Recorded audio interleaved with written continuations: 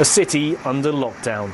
Security fences have gone up. Thousands of armed National Guards have come out. These are some of the most extreme restrictions ever seen in the US Capitol. Following the storming of Congress, the city has ramped up security preparations, adding to what was already planned for Joe Biden's inauguration. They want to make sure that the world sees that what took place a week and a half ago will never happen again in this country, because that was a total disgrace. Larry Cosme was a special agent with Homeland Security investigations at the last inauguration. I believe that all the security measures that are in place, based on the intelligence that's received, that it will be a secure inauguration. And you're still going to get protesters, and don't get me wrong, but they're going to be outside the perimeter. A 7-foot-high perimeter fence surrounds the Capitol building where Mr. Biden will be sworn in as president. Many of the roads in downtown D.C. have also been blocked with barriers or National Guard trucks. And this year, the National Mall, where tens of thousands of people usually gather to watch the event, will be completely closed to the public. The state of emergency will remain in place in the US Capitol until the day after the inauguration. What's not clear is how much longer the security measures, like the fences and National Guard, will stay on into Joe Biden's presidency. DC's Mayor Muriel Bowser has warned that with the increased threat from violent extremists, she does not see the situation quickly returning to normal. We all have to think about a new posture. We certainly have to think about a new posture in the city. So while we are focused on January the 20th, we're also focused on January the 21st and every day thereafter in the nation's capital. Officials had already asked people to think twice about attending the inauguration to reduce the spread of COVID-19. Now, with increased fears of another attack, they say it's imperative people stay away and watch from home what they hope will be a peaceful transfer of power. Nick Harper, SABC News, Washington. All right, let's get more on the story, and we cross live to our correspondent, Nick Harper in Washington. Nick, thank you so much for coming through. Well, firstly, one gets that there's a sense of heightened awareness and alertness in as far as the forthcoming inauguration is concerned. Do you think that the protesters or rioters could be standing any chance?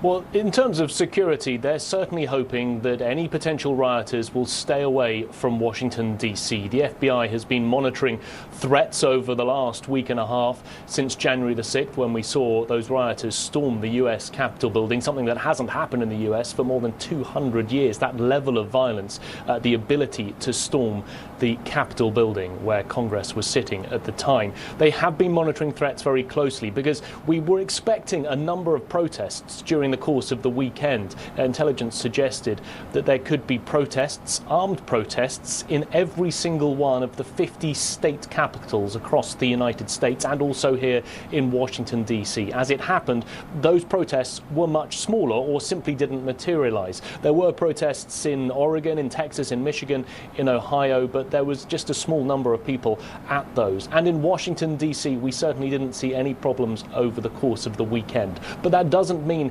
that the security is being lessened in the run-up to the inauguration. If anything, it is being tightened. 25,000 National Guard could be on the streets of Washington, D.C.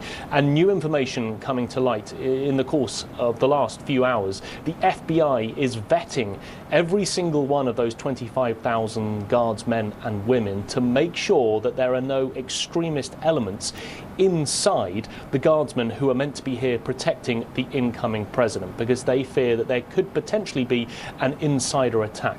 We know that the guardsmen themselves have also received training to try and spot extremist elements, people who might be looking to cause disruption in the run-up or on the day of inauguration.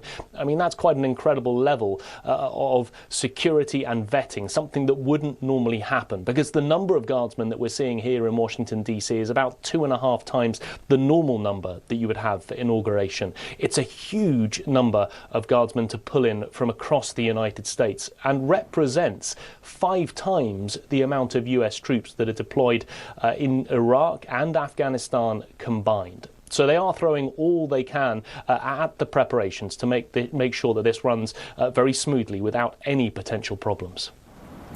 Should the protest happen, would they be taken as a replica of the ones we saw 4 years ago when Hillary Clinton lost to Trump?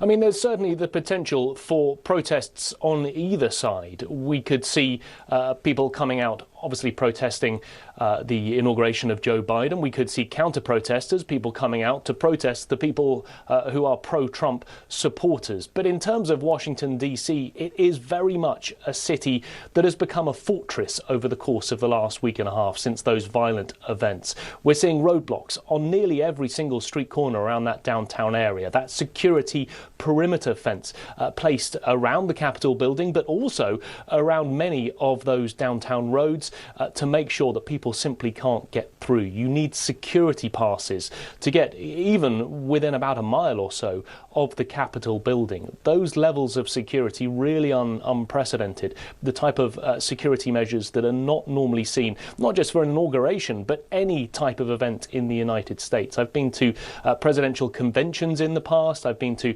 presidential celebration rallies. I've been to past inaugurations, but I haven't seen a level of preparedness like this one. They are making sure all of the services combined, the Secret Services heading up the security detail for the inauguration, but working with the National Guard, the FBI, the DC police, really to ensure that things run very, very safely on the day and to keep those protesters, because there is still an expectation that there will be protests, as far away from the Capitol building as possible, where Joe Biden will be sworn in. One would consider that there's little reference to social distancing in as far as the concerns of an event like this, which could be a super spreader. Do you think the messages are getting through in as far as people being worried that they could be infected in those kinds of protests? Well, I think so. I think we're seeing a very different type of inauguration. They were already telling people that they simply shouldn't come to this event, that much of it was going to be online or on the television. For example, the parade that would normally take place, about a 1.5 mile parade from the Capitol building to the White House, that has been almost completely done away with. It will be a virtual event. Instead, they'll be dropping into various places around the United States to show celebrations there, rather than having thousands of people marching along the streets with thousands of people cheering alongside them. If there is a riot, if there is a protest, there is the possibility of that becoming a super spreader event. That protest that we saw on January the 6th that then turned into a riot. Very few of the people there were wearing masks. I was out on the streets and probably only about 10% of the people there were wearing masks, in contravention to the rules that are in place in Washington, D.C. If you're in the middle of D.C., you have to wear a mask even if you're outside. But people decided to flout those rules. So there is that fear that, you know, if people are turning up and they're not wearing a mask, it could become a super spreader event. I think that's why we're seeing Joe Biden and his team saying to people, just don't turn up. Even if you want to celebrate my win, if you're a Democrat, don't turn up. But the rioters or the pro-Trump supporters may, of course, turn up. And if they do, we may again see them without masks, which is definitely a health risk. Well, coming to us live from Washington, D.C., Nick Harper, our SABC correspondent, right here on SA Today.